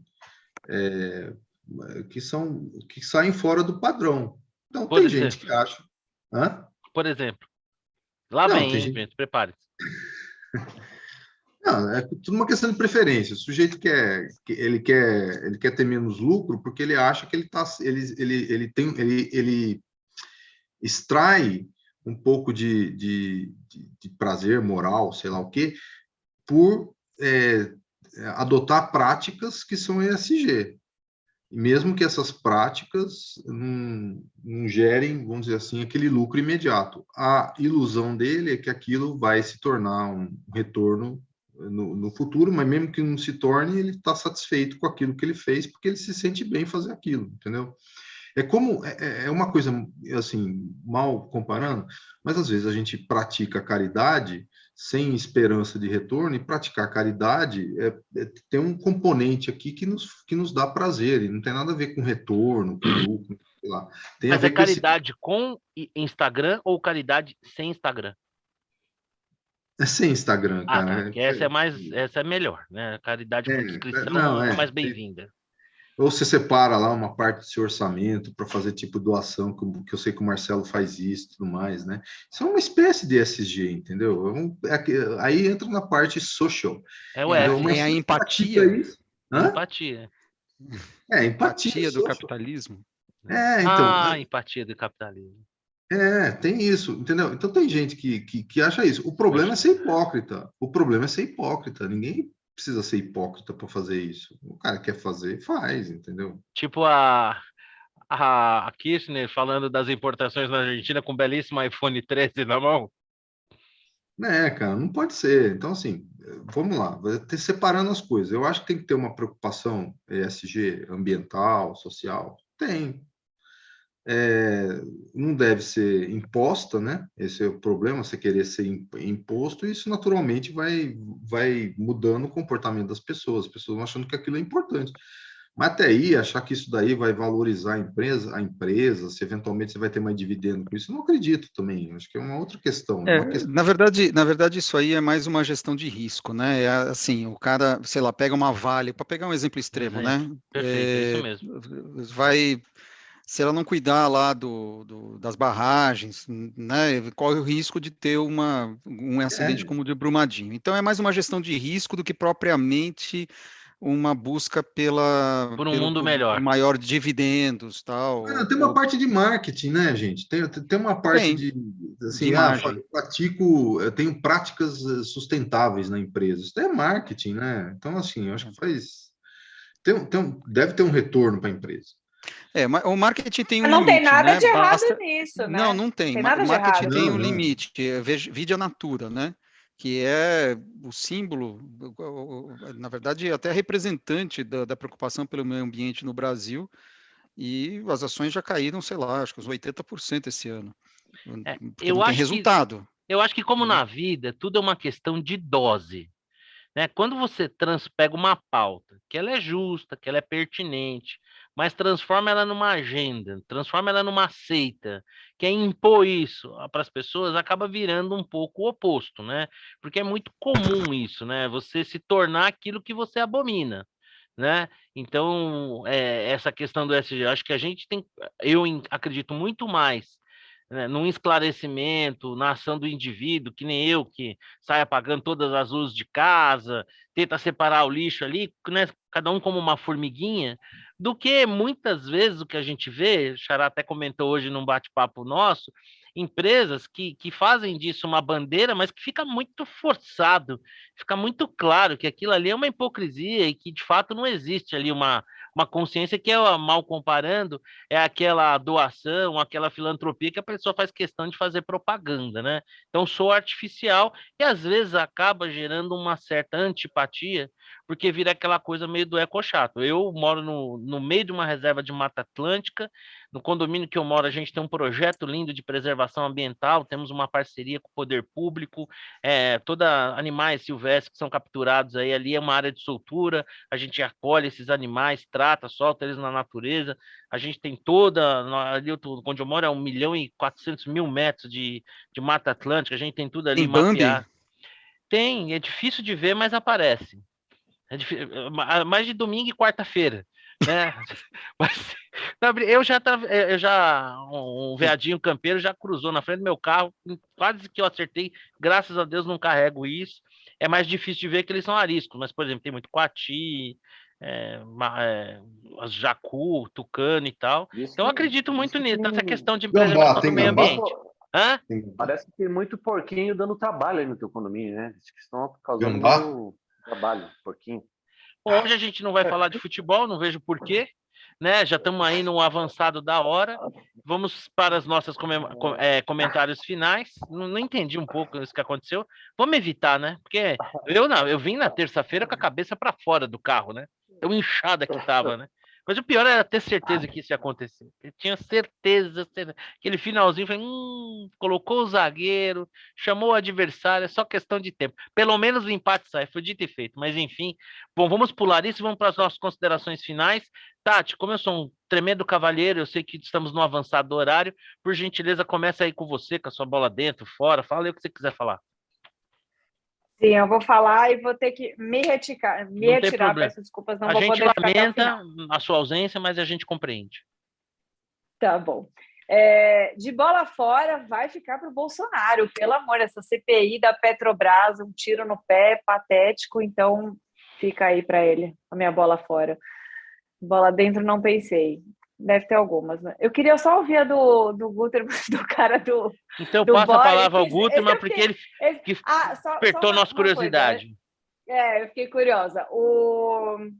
Queria deixar uma dica de um canal do YouTube, chama Ideias Radicais, não sei se alguém aqui conhece, é do Rafael Lima, e é um cara que ele é libertário, ele defende a liberdade, né? E ele comenta vários assuntos, fatos, acontecimentos aí recorrentes sobre no olhar dele, e é muito legal, é uma forma muito legal de se informar. Então, Ideias Radicais.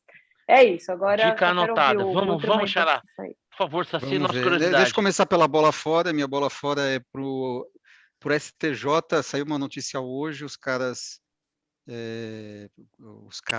ministros, né? A segunda turma lá decidiu baixar a taxa de juros de um empréstimo do Bradesco para uma empresa agrícola de 21 para 12, por cento.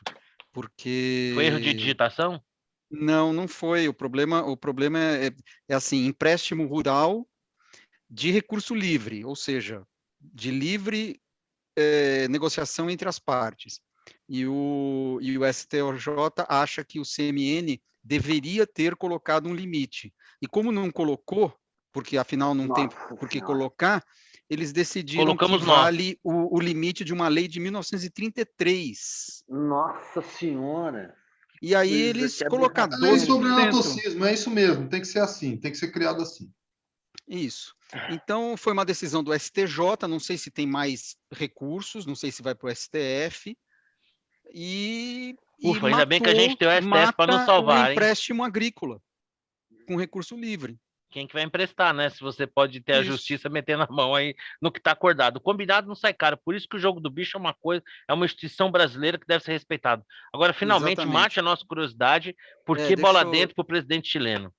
Exatamente, bola dentro aqui. Deixa eu compartilhar aqui a minha tela. Esse é um relatório do JP Morgan. Vocês sabem que está lá, eles estão num processo de constituinte, né? E a constituinte ela vai precisar ser referendada pela população uma vez pronta. E tem agora as pesquisas, né? Para o sim e para o não, para aprovar ou não aprovar a tal da Constituição. Olha só o que aconteceu, que interessante. O sim estava aqui com 55%, final de janeiro, estava com 55% para o sim e 35% para o não, né? E 10% de indeciso. Olha o que aconteceu depois da posse do Boric. O sim caiu. E a popularidade não... dele vem despencando, né? Isso, aqui está a popularidade, né? Então tem uma correlação entre a popularidade dele, que está essa linha azul, a popularidade líquida, ela começou em mais 30, está em menos 20, em pouco mais de um mês. Será que os caras descobriram, fizeram cagada, Xará? Mas isso é por causa da crise? É um reflexo da crise mundial que botaram nas costas dele? Ou perceberam que fizeram cagada lá? 30 dias para culpá-lo pela crise parece ser meio puxado, né? Eu acho que é aquela história. O cara foi eleito bonitinho e uma vez eleito começou a mostrar as garras, né? Bola dentro pro Boric, como um serviço à direita, ao ele foi tão ruim. Tão ruim. A minha bola dentro vai nessa linha também. A Constituição não vai ser aprovada. Excelente. Muito bom, Xará. Excelente serviço. Mais ou menos a minha lógica da minha bola dentro, que eu vou dar também. Mas ele chegou a fazer alguma coisa nesses 30 dias? Então, a única notícia que eu li... Fazer ou falar, né? Então, a única notícia que eu li sobre esse assunto, sobre Chile e coisas que ele fez, foi um negócio com estudantes. Estudantes começaram a protestar e ele mandou a cachorrada e os policiais em cima dos estudantes. Quer dizer, agora ele é poder, né? Se fosse no Brasil, então foi a única coisa que eu li. Igual o Pinochet, né? Verdade, Pinochet. Igualzinho. Se fosse no Brasil, era moleza. Era só perguntar a tabuada que a galera já saia correndo. Nem precisava polícia. Então foi isso. Minha bola dentro. Eu não tenho dica. Beleza. E aí, Vitor? Tati, se você quiser se ausentar, a gente lamenta. A sua companhia é muito agradável, mas fique à vontade. Um abração. E aí, Vitor, qual é a sua bola dentro? Qual é a sua bola fora? A bola fora eu tenho que acompanhar os dois colegas, Bolsonaro e STJ, né? O STJ não dá para deixar, né? Que coisa maluca isso. Deve ter um jeito de reverter essa bobagem, né? Talvez eu acho que sim, né? Tem que ter, né? Não é possível. Não duvidem do Brasil. Não duvidem. Isso aqui tem dedicação aqui pra gente, hein? A gente não falou de futebol, mas vou dar uma bola dentro pro time do Palmeiras, tá? Porque tá insuportavelmente vencedor. E aquele português eu gostaria de vê-lo na seleção depois da Copa. Porque é um time muito consistente. Demais. E, putz, não vai dar para ninguém. 1x0 que o São Paulo fez já era uma puta mentira. Sou São Paulino, mas faz um golzinho achado ali, meio no susto. Eles estão sobrevoando assim, os demais times. O Atlético Mineiro, que estava indo muito bem, não manteve o ritmo. Nossa, eu assisti Atlético e Flamengo. Você assistiu Atlético e Flamengo? Não vi. Puta, que pelada. Nossa, que pelada. Mas esse campeonato dos últimos, eu acho que é o que mais está nivelado por baixo, né? Basta ver a tabela, o congestionamento que tem na tabela, né? Eu ainda não começou a despontar. Eu acho que, putz, ele vai sobrar. O Palmeiras vai sobrar e depois Vitor, deixa eu aproveitar uma coisa aqui. 2023. Seu coração tá batendo mais forte. Você acha que a gente pode ter assim uma virada meteórica? Tipo assim, vence a Champions League e já volta para a Série A como potencial campeão? Volta no embalo. Tá com o Palmeiras. Trem da Colina, vem que vem. Botafogo tá fazendo milagre. Agora com a SAF, virando jogos impossíveis, ganhando já do São Paulo. Assinou a Premier? Né? Voltou a assinar a Premier. Esse é um termômetro bom. Ainda não. Calma. Eu sou musicado, então eu tenho que... Agora não preciso mais assinar, porque está passando tudo, todos os jogos do Vasco estão passando na TV aberta, né? Dado o interesse pela Champions League, estádios lotados, torcida lotando o estádio em todos os lugares do Brasil, então está passando na TV aberta, não precisa assinar. Beleza, então você já deu sua bola dentro, né, querido? Né? Já falamos do Vasco, e o que mais, hein? Não, só queria fazer um registro positivo para o povo boliviano, sabe? A gente falou aí de país pobre, Bolívia é um país paupérrimo. Estive lá, passei o perrengue semana passada por lá, visitei vários pueblos, né? Um mais pobre que o outro. Mas foi bem acolhido?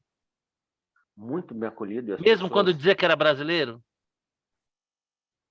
Não, são super gentis, cordiais, atenciosos. Eu mesmo lá no meu perrengue fui super bem tratado, né? Com muita atenção, muito cuidado. Então, mascou lá uma folhinha para ficar mais tranquilo ou não? Tudo que eles me ofereceram para melhorar, não adiantou nada. Então, mas é um registro, porque mesmo um nível de pobreza que a gente não vê por aqui. Sim, entendeu? Diferente, né? É um negócio mais intenso e nem por isso você olha na população, você vê que elas têm essa gentileza, entendeu? Eu gostei muito, achei um legal pessoal, o seu depoimento, porque há algum tempo atrás eu ouvi dizer que na Bolívia havia um sentimento contra o Brasil, que o Brasil tinha um certo imperialismo econômico lá. É legal que isso talvez, se existe de fato, não se transmite para as pessoas. Legal, muito legal esse seu depoimento. Bom, alguma dica, Vitor? Não, nenhuma dica. E aí, Rodrigão, é com você. Bom, bola fora, eu sigo os demais colegas a respeito desse troço da CPI, cara. Tem hora que, putz, a gente tanto saco essas bobajadas do presidente que eu vou te contar, viu? É desanimador, sabe? Fica dando combustível para a oposição. É um inferno isso, né? Bom, é o Brasil mesmo. A minha bola dentro e minha dica... Na ausência do Cleveland... Minha bola dentro e minha dica vai para os textos do Dr. Marcelo Gutermann, né? Realmente... Deixa eu fazer uma confidência. Aguardando o quinto capítulo. Você sabe o que eu estou fazendo? O quinto já saiu. Você sabe o que eu estou fazendo em relação a esses textos? Eu não li nenhum, saiu? Você pôs hoje? Porque eu quero poder saborear a obra completa. Cara, é espetacular, cara. Quero pegar de cabo a rabo, porque eu tenho certeza que vai ser ótimo. A da Petrobras saiu dia 20, né? Dia 20, isso. Amanhã sai outro. Ô, Xará, já te falei que eu posso ser seu editor, a gente pode dar uma enchida de linguiça nesses textos aí e fazer um livro, hein? A gente vê. Cara, então, assim, para quem quer conhecer um pouco da história recente, né? Do país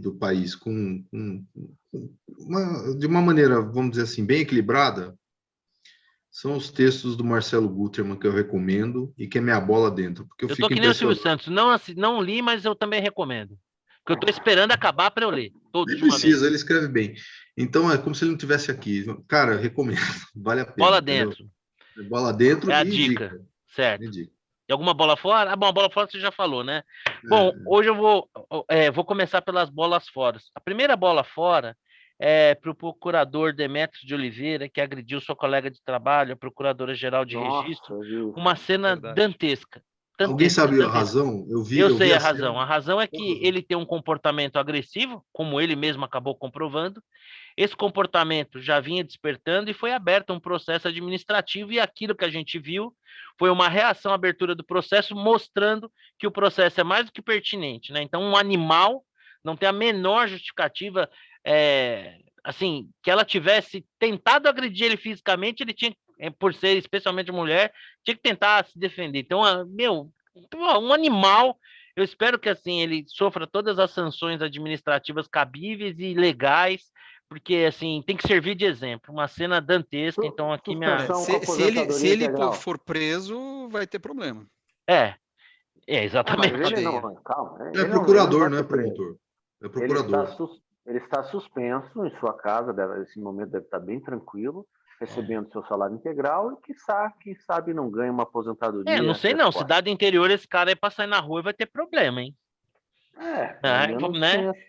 A minha segunda bola... Só se for justiça com as próprias mãos, porque o Vitor tem razão. Mas é isso mesmo que vai acontecer. Mas é isso que vai acontecer.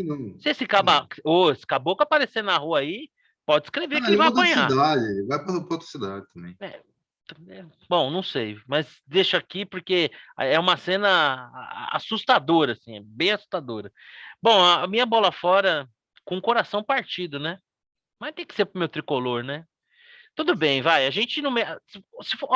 Se a gente tivesse arrancado um 0-0, um 1-1, chama um golzinho ali, clássico é clássico e tal, seguramos até a final, Palmeiras timaço aqui, mas tomar a virada. Putz, grilo.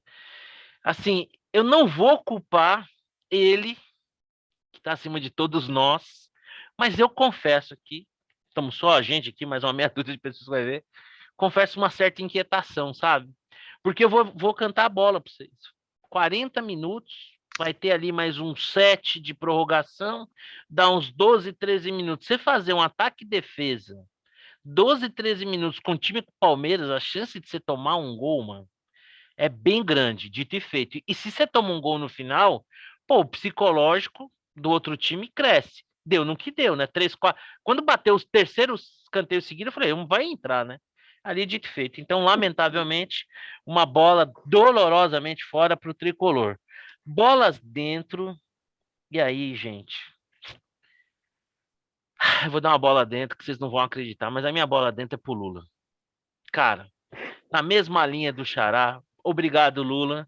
Obrigado pela sua manifestação a favor dos sequestradores. Eu acho que você prestou um grande serviço para a democracia, mostrando bem a sua natureza. Obrigado, Lula, por tratar com tanto calor, com tanto carinho ali o Suplicy. Depois o Lula até passou um paninho ali e tal, mas ali na hora, né, na essência, naquele momento em que o Suplicy se manifestava, a absoluta indiferença do Lula, mostrando a sua verdadeira natureza, né? Putz, obrigado. Bola dentro pro Lula. Eu acho que ele deu, assim, foi demais, cara. Essas duas bolas dentro, assim, eu não poderia deixar de dar. Outra bola dentro. A Câmara lá de Curitiba, que em primeiro turno caçou lá o vereador Renato Freitas, invadiu uma igreja, desrespeitou o credo das pessoas. Então, assim, já perdeu em primeira votação e se Deus quiser, vai ser cassado. E a minha dica é o seguinte, eu vou dar 2 dicas comportamentais. Apreciem a natureza, a obra divina é maravilhosa, vamos relaxar um pouco. Tá todo mundo muito nervoso, né? Pô, cara, nas coisas mais simples a gente consegue enxergar a beleza. E ainda nessa linha da dica comportamental, uma das coisas assim que acho que ter perdido meu pai, que foi um momento muito sofrido, talvez a barba branca. Eu acho que a gente tem que aprender a dar para as coisas o peso que elas têm, né? Eu vejo tanta gente assim dando tanto peso para tanta coisa que não é tão importante assim. Então acho que um jeito bom de viver não é a gente ser irresponsável, mas também não dar um peso muito maior para as coisas do que elas têm. E uma dica cultural, eu acho que eu vou colocar o link aqui nos comentários do nosso vídeo, é a música D.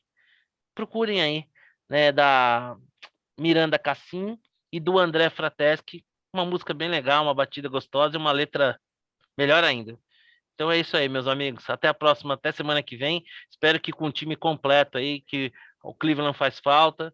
E é isso. Obrigadão, Rodrigão. A sua volta aqui, depois de dois programas de ausência, encheu nosso coração de alegria, viu? Um abraço para todos aí, uma boa noite.